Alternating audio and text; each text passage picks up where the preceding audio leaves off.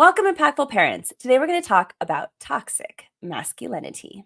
Hello, my name is Christina Campos. I'm founder of The Impactful Parent, and I help parents of school-age children turn their chaos into connection with their adolescent. I'm a mom of 4 kids, a teacher that has taught every grade from preschool through high school, and today I help moms and dads like yourself to navigate that exhausting, confusing, frustrating, but rewarding world of parenting. So welcome to The Impactful Parent. And today I have my co-host with me, Rodrigo Bravo. And Rodrigo is a co-parenting mediator out of the state of Texas. He's a parenting coach and a dad of 2 boys. And Rodrigo brings a dad's perspective onto the Impactful Parent stage to give you even more expertise and an added perspective to our parenting topics. And this is a really good one today that I can't wait to dive in with Rodrigo because he has some personal experience with this. So thank you for being here, Rodrigo.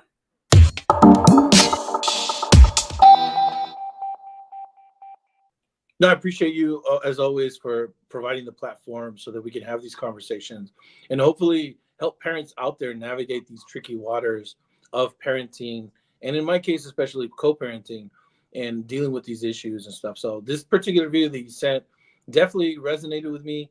It actually made me change the way I kind of feel about things too, and gave me kind of a new way to kind of perceive things. So no, it was a good video that you found. So let's play that video now so everybody can see what we're going to be talking about today. Just found this on good old Instagram or TikTok. Here you go. Oh, people don't hate gay men. They hate femininity. Yes. They hate women. This is so goddamn true. It's unbelievable. I have always looked at least as manly as I look now. I've always presented at least as manly as I present right now. And the most homophobic of shittiest coworkers have never had a problem with it because I was manly and I was rough and tumble and I would do shots and fight people and do all the shit the toxic men did because that's who I was. The story that comes to mind for me is I was working with a very, very toxic, shitty dude. We didn't have the word toxic at that time. I just called him a douchebag.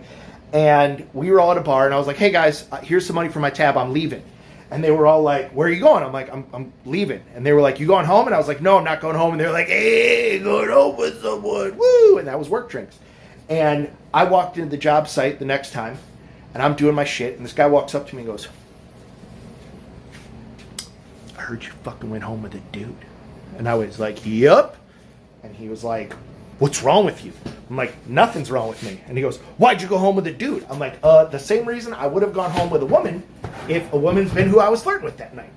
And he was incensed. And he's like, I don't get down with that homo shit. And I was like, well, you can fight me. I can beat your fucking ass about it. But then everyone on the job site's going to know you got your ass beat by someone who's gay. And he looked at me and he was like, you're all right, dude. No more problems. No more problems. The homophobia was crushed by the toxic masculinity. And it always shocks me how all forms of bigotry go together. You know, the person that's homophobic is going to be a misogynist. Is probably also going to be a racist. Like, shitty people are shitty across the board. All right. Now, the reason why I picked this video, when I watched it, I had so many different thoughts going through my head, to be honest with you. The first thing that I thought of was both of us have kids that identify with LGBTQ in different areas. And I am constantly, as a parent, worried about my child. Always. Like, it's just this underlying thing that I live with that added to the normal dangers of, kids and parents worrying. Like, the LGBTQ part, just it elevates it. And it's because of a lot of negative people, right, trying to come at our children. And so as I was watching the video, one of the first things I had was, wow, geez, does that work? Like, I'm always thinking, how can we combat people who are really negative toward my child? Like, how do I do that? And then another thought that came to my mind as I started continuing to watch it was, wow, I don't even know if I can recognize toxic masculinity if I saw it, unless it's like really blatant in my face. And let me explain. As a Latina woman, okay, a Chicana, I grew up with my Hispanic family, Mexican Americans, and it is normal for the majority of men in Hispanic culture to at least exhibit some forms of this kind of toxic masculinity. It's just who it is. And I have been conditioned, even as a woman, throughout my upbringing, to kind of accept that. And it's horrible for me to say out loud. I'm not saying that we shouldn't keep our boundaries as women or even tolerate it, but it's so commonplace that it's been considered normal. And I just don't know if I'm like the regular, let's say, compare me to a Caucasian, a white woman, like I think she'd be able to identify it a lot easier than maybe me, who's been engrossed in it for my lifetime and are just used to it, to be honest with you. So I got so many questions. And what were your first takes, Rodrigo, when you saw this video? Yeah, so when I first saw the video, obviously it starts with kind of a cut scene from another video, and then it jumps into this gentleman's particular experience, right? And the first thought I had was, yeah, that's what happens with toxic masculinity. It kind of creates this bond among folks that reside in it. So when guys, and even like you said, ladies that have been in it, they're okay with it because they don't know something else. They don't know, what it is to be without it, or they've been conditioned so much, like you said right now. I've been in it, or speaking on your behalf, you said I've been in it so much, and I've been engrossed in it that I really don't even know if I'm able to perceive toxic masculinity when it exists out there, because I find it as normal behavior. And so I think, like on your part, at least you're aware that maybe you have an implicit bias that you don't even register, that it's just normal, right? And I know for me, when he was talking about that, it's very funny because and I've shared this before, where my dad and I, our relationship, and how it kind of traumatized me in certain aspects. And when I went through my mental wellness journey, it really helped me understand, like, yeah, this isn't normal. You don't have to be this type of person. What really registered with me too was when he said, like, when he met toxic masculinity with toxic masculinity, it kind of like evened it out. And I find myself having to resort to that with my dad, where he doesn't really understand or even want to understand one or the other. When I try to talk to him in an even tone voice, when I'm just, not mad, this and that, I think it even angers him even more when I don't match him with the same gruff, with the same,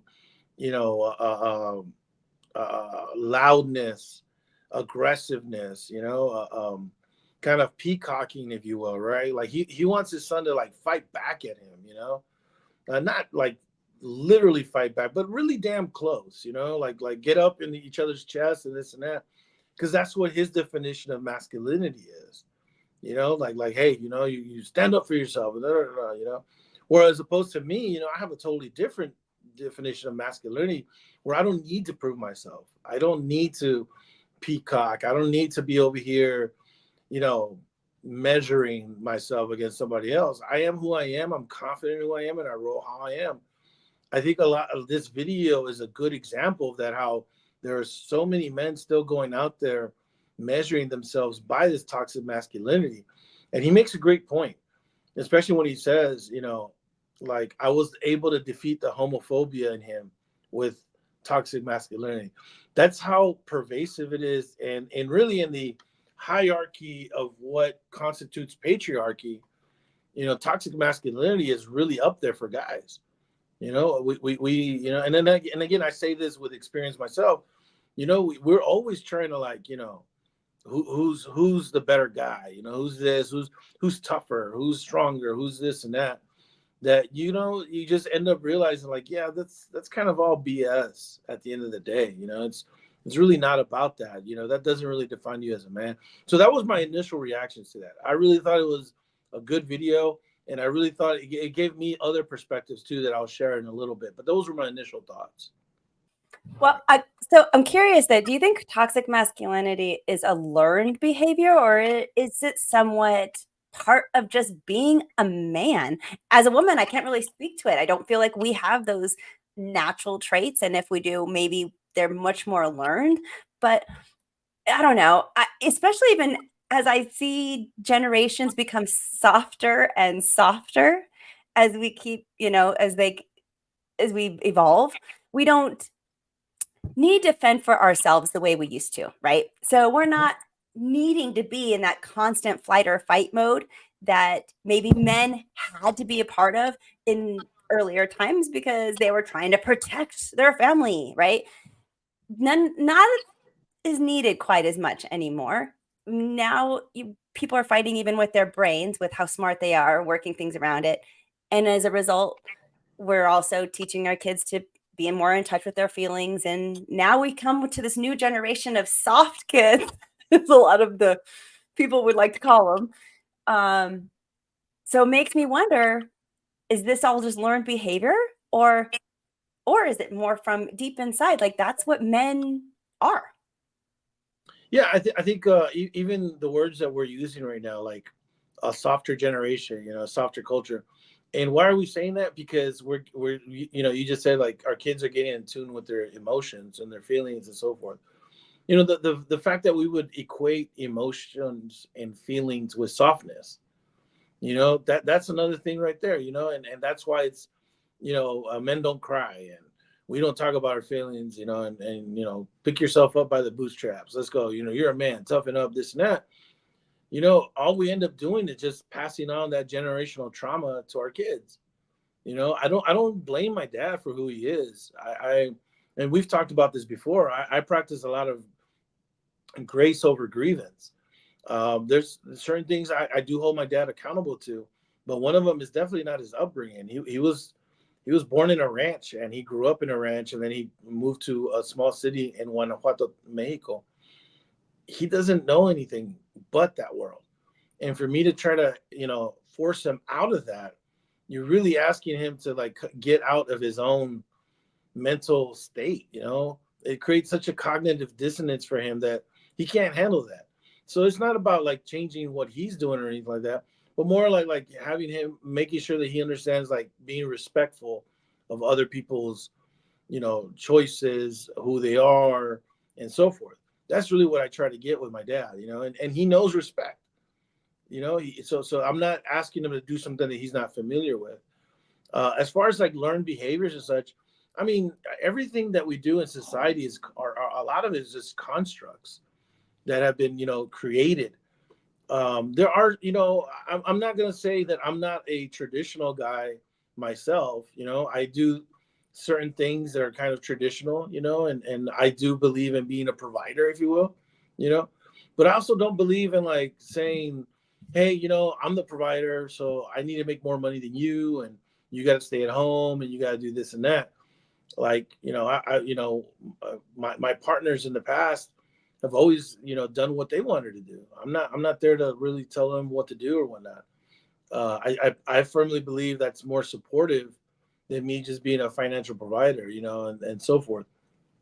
So I think some roles are learned, obviously, going back in the past, yeah, there was kind of like, men were the hunters, and going out there and gathering stuff. And, the women were, back home, doing stuff, taking care of kids and this and that. And is there a natural role for both? I would say probably there could be, there is, but is it something that we are forced into? I don't think so. I think, people can find their significant other and find kind of a happy medium, but when you try to impose those views on your partner, that's where things can go wrong, and I know, like, for example, we've talked about it, Christina, where you were very happy in a much more traditional role, and then that's great. I don't think anybody should, kind of begrudge you for that. I do hear a backlash sometimes, and I'll finish here, where women who do choose to have a more traditional role, if you will, are kind of like looked down on. Like, what do you mean? Like, you should be able to do this, and don't you want to do that, this and that. And I think the beautiful thing is that they do have that option. They're just choosing not to, and that's okay too. That's the whole point of it, is that women do have a choice, that they're no longer constricted to one particular role, that they have a choice. Now, if they choose that role, so be it, and hopefully, they do find a partner that, coincides with that philosophy that they have, and, go from there. I'd like to get your perspective on how you believe this toxic masculinity contributes to gender inequality and discrimination, the way that the video describes, especially because I know you have personal experience with this, as you present yourself as a very, very masculine man. You that's just who you are. That's And right. I lift weights, and I fix car engines, and I get grease on my face and all kinds of. yes. But you have a son that is gay and you support him 200%. And I think that's unusual or shocking even to people when they hear that, because it comes out of left field, to be honest. Like, you're just not expecting it when you see such a masculine presenting man like yourself. So, I mean, what do people say about that? Do you get any flack? No, I think what's more shocking, I think, is that I'm so open about it. I don't think it's that rare for parents or men, particularly like me, to have a child that's, that identifies with the community. But I think what is a little bit, I guess, maybe rare or unconventional, is that I'm open about it. Now, I don't lead with, oh, hey, what's up? My name's Rodrigo, and I have 2 boys, and my son is gay. I don't lead with that. My son is much more than just a gay person. He's multifaceted, multidimensional. But if the conversation, goes somewhere and I mention it, I think a lot of folks are kind of startled, maybe, to hear me be very open about it, because they do see this. I present myself as, a guy's guy, if you will, I guess, and I don't, I do still kind of have those traditional, kind of Mexican American kind of, I don't know, my walk, I guess, my gait, and how I like move around, and sometimes, in pictures I have the, the resting Chicano face, so I'm just there, in the picture. No, so I had an event yesterday, and sure enough, when we took pictures, that's exactly, what I do, right? And You didn't smile at all.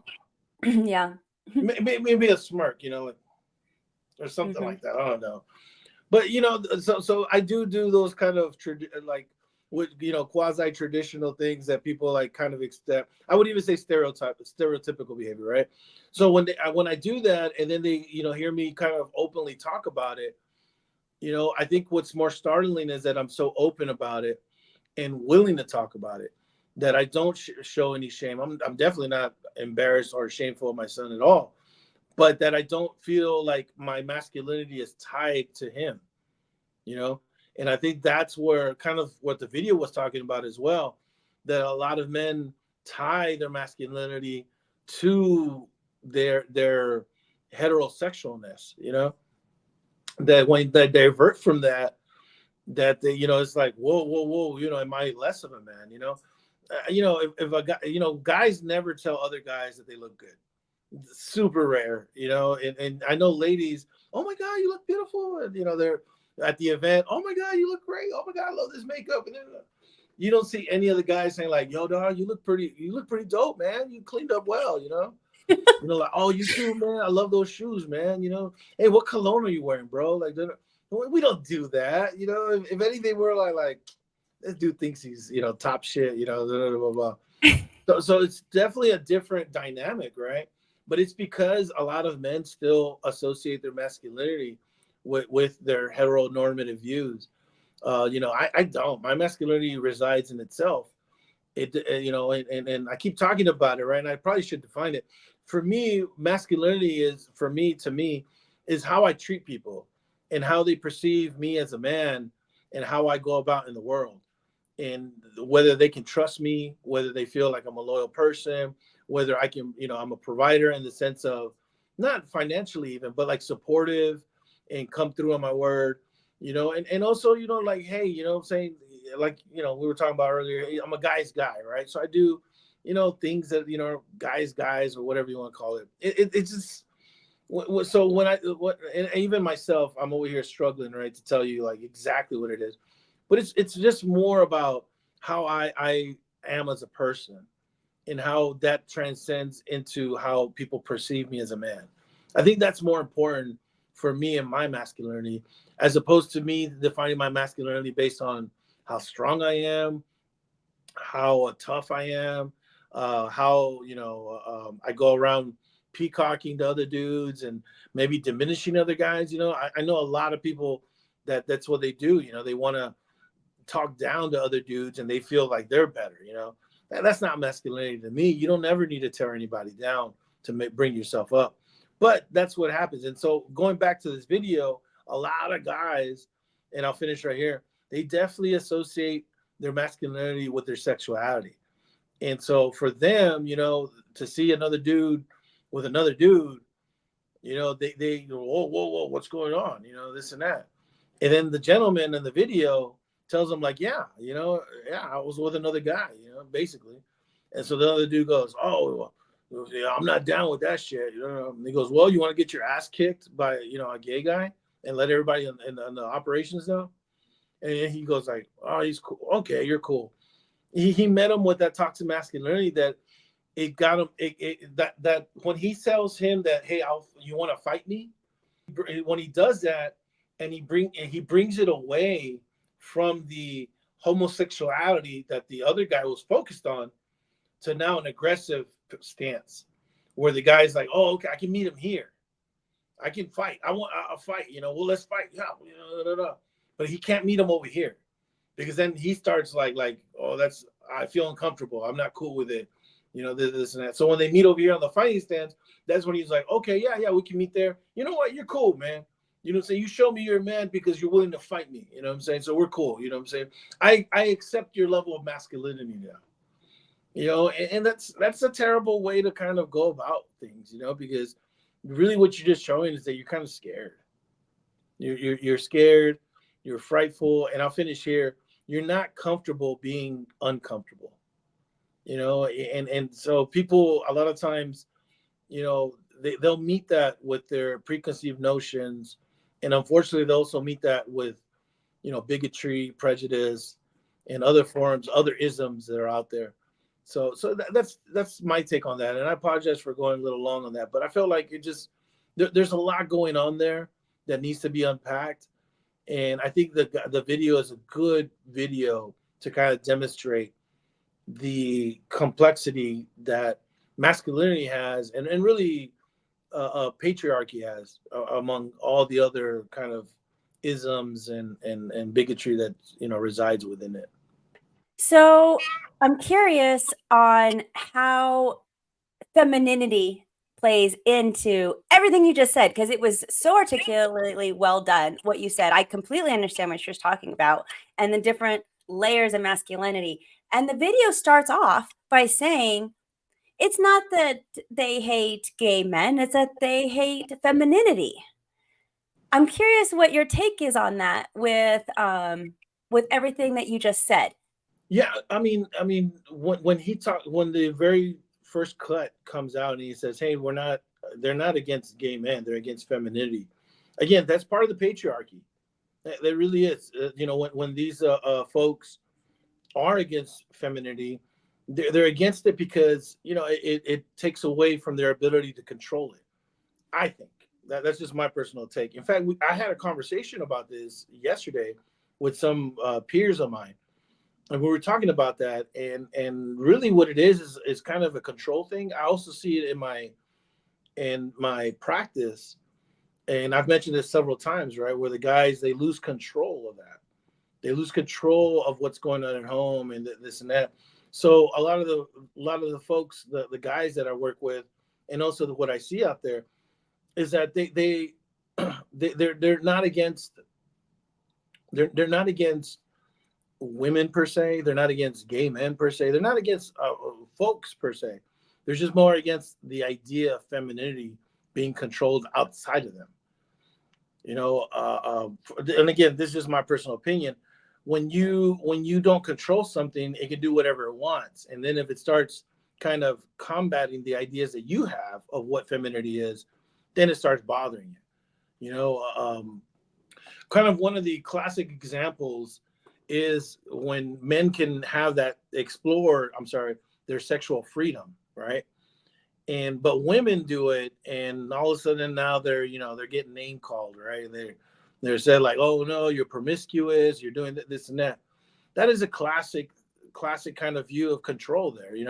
Men have the ability to control their kind of sexual freedom, where at the end they're called studs. They're called, oh yeah, you're a player, hey, high fives and this and that. And I say that, full context. I used to be like that too. There's no doubt I was at one point super toxic, and it was a numbers game for me, and it was this and that. And I really did feel at that time like I was proving my masculinity through that. Like, yeah, I'm a man's man. Look at me, I'm with this girl, I'm with that girl, this and that. Obviously that's all BS. But I think the counter there is when women, want to explore their sexual freedom, they want to do what suddenly they're judged. They don't, people don't, like, oh, you shouldn't do that. Especially now, and we've kind of brushed on this on several episodes, incel culture, they're talking about like, oh, you lower your value, this and that, blah, blah, blah. So I think at the end of the day, femininity is frowned upon only because it can't be controlled anymore. Whereas opposed in the past, it was controlled. Femininity came out, and you would be able to say like, oh yeah, she's only feminine with me, or she displays these types of feminine traits. And I'm obviously alluding to kind of the Stepford wife, being in the kitchen and having the dress and doing all that stuff. So to me, just to clear it up, it's really just a matter of control, and I think he hit it on the spot. And the second example, when the gentleman is saying, again, control. It's all about control. The guy totally changes it whenever he's able to control how he feels now. Dealing with his coworkers' homosexuality was out of his control. He felt uncomfortable. But when he brought it back to toxic masculinity, now he feels he's in control. Now he feels like, okay, now we're on equal footing. I know, how to handle this. So it's really about control. I find that really eye-opening or just like a little light bulb in my head just went ding, ding, ding. The word control I can resonate with. As my experience with masculinity is that it's dominating, and it's dominating over me and my femininity, as I consider myself very feminine in just about every way. Not to say I don't, can't rough and tough in the dirt or anything with the best of them, but overall, I present myself as feminine, and living in this type of environment where I had super masculine figures every which way and turn and literally surrounded by them. It was about maintaining control. They asserted their dominance, puffed up their chest and threw out that sometimes toxic masculinity at the woman around them as a form of control, right? As a form of getting their way, as a form, so I see that and I'm like, oh, okay, yeah, you're right. It's not really about the femininity more than the femininity starting to crouch in on maybe some of the control that men used to have. And so that's why they don't like it. So to me, like light bulb, I was like, wow. Can you provide me with an example of a time when you had to confront toxic masculinity, and how did you do it? I confront it all the time. I think especially because the way I present myself, I run into a lot of guys that probably are used to matching wits on that level. And again, I don't want to say like I'm all highfalutin and I know what to do, this and that, but I've definitely done the work. I've been, in mental health, done my mental health journey, been in therapy, understood what trauma I've been through, worked on it. I have a toolkit now Whenever something happens, I don't react in a negative way. I'm able to control that. So, when I talk about like somebody matching wits on that level, it's just because I've done the work. It's not necessarily like I'm necessarily a better person. It just means that like I know what I've gone through. I know what my triggers are. I respond differently. Um, uh, to just kind of add a little context to that, I had a client talk to me about what they're going through and this and that. And they asked me personally, it's like, hey, when did you get over, your ex, what she did with you and your son? And I told them, I go, I haven't. I'm not, I'm not here to like forgive and forget and this and that. But what I do is I just don't talk about it. It's a trigger for me. It doesn't mean that I'm still it's painful or anything like that. It just means like, hey, I don't want to talk about it. You know what I'm saying? That era has passed. So anyways, when I'm talking about that, it's the same thing with toxic masculinity. I'm still prone to it myself. And when I'm going around with folks and hanging out with homeboys and this and that, I'm not gonna lie, every now and then we say this, we do that. And it happens and I have to catch myself. And I have to catch myself and say, like, hey, look, if I want to be a better person and I also want to help my community, I really can't be indulging in this type of behavior. And so the times that I've confronted, toxic masculinity, it's simple, they start talking about a girl, like, oh yeah, this and that, blah, blah, blah, blah. I'll say something. Oh, you know what? I just remembered one. We were at a hotel bar, me and a buddy, and there was a waitress, and she, a nice young lady, and there was a group of guys right next to us, and they're kind of giving her a hard time, quote unquote, or being flirty or whatever, right? And I could tell she obviously was not interested, but she's also a waitress, she's also a bartender, so she has to like pivot, she has to straddle that fine line, right? Of like, okay, I'm not interested, but I this is my livelihood. I need a tip, right? Give me one second. Okay. And so she's straddling that line. She takes off, and then one of the guys is like, he goes, oh, she's just playing hard to get. I'm gonna get her. You know what I'm saying? And then the other two guys are like, oh yeah, yeah. He goes, oh yeah, man. And then he says, oh yeah, I run into this shit all the time. And then he goes, oh, but I better take my ring off, huh? Ha ha ha ha ha ha. And it was just a peacocking and just guys just trying to like, oh yeah, these guys were white, and the lady was Latina, and so then I spoke to her in Spanish, and I told her, oye, te están dando, excuse my language here, my slang. I said, te están dando pedo estos vatos o qué? Like, are they giving you the trouble or what? Oh, no te preocupes, yo siempre ando con estas personas. Es parte del trabajo, and she appreciated me like checking in on her, but I felt kind of bad. I was like, like, damn, like she's got to deal with this all the time, All the and time. so, Women deal with that all the time, Rodrigo. All the time. Don't have to be a waitress. I'll tell you right now. All the time. Yeah. And I'm sure you do it. One of my most eye-opening experiences for me was my sister showing me her DMs. This was years ago. And I told her, and she showed them to me because I had complained about something. She goes, oh yeah, check this out. And I'm talking about a list of DMs, just guys. Hey, beautiful. Hey, this and that. Pictures. This. Yeah. And she wouldn't even open them. She goes, I don't even know what it is. I don't want to know. Anyways, to finish that story, I didn't say anything. The lady, I asked her, if she wanted me to intervene or something. She said no. And so I kindly just like, kept it cool, just chill. But, had she told me like, yeah, they're bothering me or something, I definitely would have stepped in. I definitely would have called them out, said something. I know there's been instances before where I've done it. But that particular case just happened, just very recently. And I thought it was just kind of a textbook example of guys measuring each other, right? By how toxic they can be.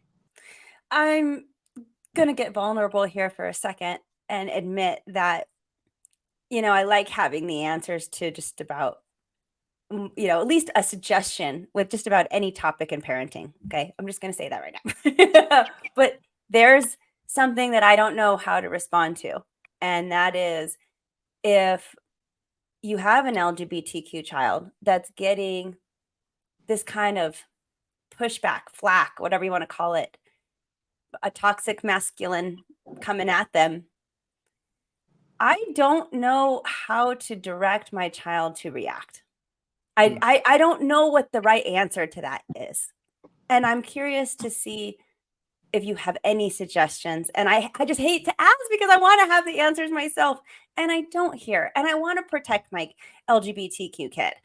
And I know there are other parents that feel the same way. And yet when you have somebody coming at them with this toxic masculinity, I don't think my kid has it in them to match it with the toxic masculinity, like the video, to push them away. And so if they can't match it because that's not who they are or practiced at it, what do we tell our kids? How do we tell them to deal with this? And for that matter, it doesn't even have to be an LGBTQ. Just that's how the video presented. It could be for women. How should we react to this when we're in the middle of it? What do you suggest? Well, I mean, and specifically like towards my son, I know that he doesn't let things slide, and that's his prerogative. If he wants to, go through things like that, I've always told him, like, the best thing you can do is ignore it, and that's tough though. That's super tough. I know, like for myself, I can ignore things, right? But I definitely can't ignore somebody disrespecting my son. When we've been at Walmart, we've been, I'm not gonna lie, I become hyper aware and hyper defensive.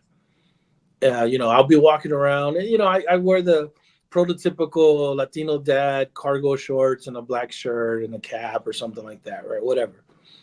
And then walking next to me is my son wearing earrings, probably eyeshadow and some crazy looking shirt that looks like a grandpa should be wearing. No, my son he has a crazy like aesthetic where he wears like a bunch of like Hawaiian shirts, and I don't know. That's his look, deal. But he's a bigger dude also, isn't he? Oh, my son's actually taller than me. I'm 6 foot. He's 6'3". So if he wanted to come back with this masculine energy, he certainly has the presence to do so. My son is built like a linebacker. When he was growing up, he was the 99 percentile in the class. There was only one kid that was bigger than him, but he is built like a wall. When he was little, oh my God, I pick him up. I was like, God, this dude's heavy, And at the very beginning, I was like, yo, I got myself a football player, I mean, and he was, big and strong and macizo. That's what we say in Spanish. And of course, I realized, like, no, if he's going to be on the football field, it might be as a cheerleader or something, not quite as a football player. But so yeah, no, my son's even taller than I am, and he's bigger than I am, but he, he obviously he presents differently than I do because he's wearing that. And I have no qualms with that. I'll walk with him, and he could be doing this, his cosplay even when he, goes does his thing, even his drag stuff. I've walked with him, before, and I'm not gonna lie, I walk and I'm just looking to make sure nobody's like, and so I totally feel you when it comes to like being there for your child, right? When you're there, but when you're not, that's the tough part. And I've told my son, like, hey, again, you could ignore it. If you feel like you need to face it, you need to meet it, do so. I tell my son though, like, hey, you're in Texas, you got to be careful. There's folks out there that, they got guns. That you never know what you're running into. They might have a group of people waiting, this and that. It's a real concern because my son definitely doesn't want to back down, but I also don't want my son to have something happen to him. And just the thought of it just kind of makes me pause because he doesn't need that. My son just wants to live his life. He just wants to do what he wants to do, have fun. I tell him, hey, as long as you're not hurting anybody, you're being kind and you're doing anything, do what you want to do, and he's doing it. But I hate to think that there's people out there that would try to harm him just because he wants to be who he wants to be. So I mean, I guess I don't know if that's much advice, for parents to give to their kids, but I think it's really the best advice because you never know the confrontation you may have out there. I mean, I really don't know what to tell my child. And my child is a smaller person, not quite as the larger presence as yours. Like, I feel like your son could defend himself if he wanted, like, or at least he could present himself as more threatening. And than my child probably could, unfortunately. And so I don't know how to protect them. And it just adds to that worry and sleepless nights of parenthood. But I wish I had a way to confront that toxic masculinity in a way that I don't want to say it just shuts it down for the moment. It doesn't have to change that person. It doesn't have to, make them enlightened. Yeah. Just non-threatening in the moment, enough time to get away. But I guess, I mean, ignoring it, like you said, I mean, that's definitely it. That's just, it's hard to walk away, and you got to hope that they let you walk. God, it's just all, that's just tough. That's so tough subjects. Yeah, no, it's tough. The last thing I'll add to that is, I am a firm believer in, kind of taking that power away from folks whenever they want to talk and tell you this and that, and just shutting them down. I think that's one of kind of the tools that I use, or I just kind of ignore, and just kind of, people say kill them with kindness. Kindness to me is something that I am, but it's also something that I give. And if you're being mean to me, like, I don't need to be treating you with kindness. I'm not gonna be mean to you, but I'm certainly not gonna be kind to you either. I'm just gonna ignore you. You're just neutral. You're there. You're not bothering me. You can keep talking. It's all good. That's personally, right? Personally. And I would hope that my sons would be able to kind of do the same thing for the most part. Just kind of, because that's really what it is. People are just trying to grab attention from you. They're trying to get something from you, and that's that attention. And a lot of times you can shut it down just by not giving them that attention. It's hard though, super, super hard. So How do we prevent this from happening to our kids and to just future generations? I'm hoping that over time, toxic masculinity will eventually start to fade itself out, as we don't have to be in fight and flight mode anymore. And maybe our new generation of kids are learning how to deal with their emotions a lot better. So that's my hope. Do you feel where do you feel toxic masculinity comes from? My viewpoint is going to be just upbringing, raising, and conditioning as parents. So I do feel like we have a lot of control over what that might look like in our future, or the future for our kids, at least by helping our kids, especially our boys, to be okay with feelings, to be okay with learning how to deal with feelings, and teaching kids how to manage that. I think that'll help a lot. But do you see another way that we need to help prevent this for the future? And just any last words that you might have? yeah, I think it does start with our own households, right, in our own community. The only way you're going to change that is by really kind of confronting it. So yeah, if you have folks, within your inner circle who trust you, I think that's where you got to start at, within your own local community. It's super important that we tackle that, because if not, we're really not making a change or helping folks, and they're going to be the ones that are most receptive to you suggesting a change, not some stranger or somebody on Twitter or, whatever, right? But definitely your own community, and really it starts with your kids too. I have two boys. My boys, I feel that, they understand what, I define as my masculinity, that it's not defined by any single thing, but it's also certainly not defined by, peacocking, by, oh, I got this and you don't got that, and the number of women I've been with, or, hey, look at me, I drive this big truck, whatever, whatever it kind of evolves into. My boys know that that's not really what it is. And I feel that I'm doing my part in kind of breaking that generational cycle of machismo. But I will say this, it is important to understand, where your kids are getting their information from. Because I do know that, my youngest son, he definitely gets influences from other places. And he, the good thing is, that he talks to me, I talk to him, and, he asks me questions and so forth. But there's other outside factors that are trying to hold on to the toxic masculinity. They're trying to hold on to this quote unquote traditional kind of viewpoints and stuff. So I think it's not just like, doing the examples and stuff, but also putting the work in continuously to make sure your kids have a healthy perspective over what relationships are, what masculinity is, what femininity is, and basically just, being good people, in society, and, going around and not judging folks for them wanting to be who they want to be. That's great. You're right. Yes, 100%.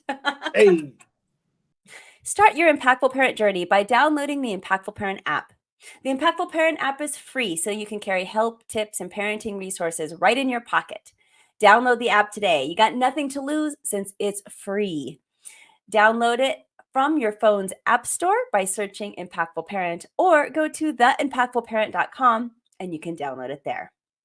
If you would like to reach out to Rodrigo Bravo for his co-parenting mediation and coaching services, you can email him at rodrigobravojr@gmail.com.